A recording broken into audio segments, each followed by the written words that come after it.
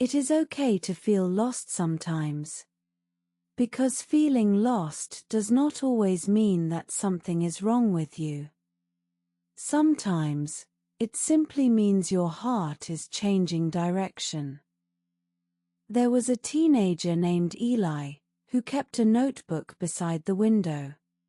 And inside that notebook was a little map of the future. It had arrows, goals, and tiny stars beside the dreams that once felt so important. For a long time, that map made Eli feel safe. But as the years passed, some of the arrows stopped pointing where Eli wanted to go. And some dreams that once felt bright began to feel far away. One quiet evening, Eli looked at the old map and whispered, "I think I am lost." At first, that feeling was embarrassing. It seemed like everyone else had a plan, and everyone else knew exactly who they were becoming. Friends talked about goals. Adults talked about success. And everywhere Eli looked, people seemed to be walking in straight lines. But life is not a straight line. Life is more like a canvas.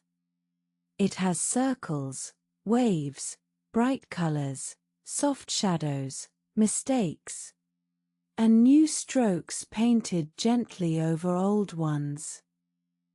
Sometimes, feeling lost does not mean you have failed. Sometimes, it means you are growing. Sometimes, it means the person you are today has outgrown a dream that belonged to a younger version of you. And that is not something to fear. That is life quietly asking you to listen again. Slowly, Eli began to understand that no one truly has everything figured out.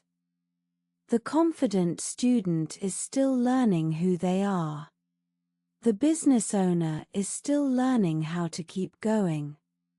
The loving couple is still learning how to love each other better. And every parent, even the brave ones, is still learning how to guide a child.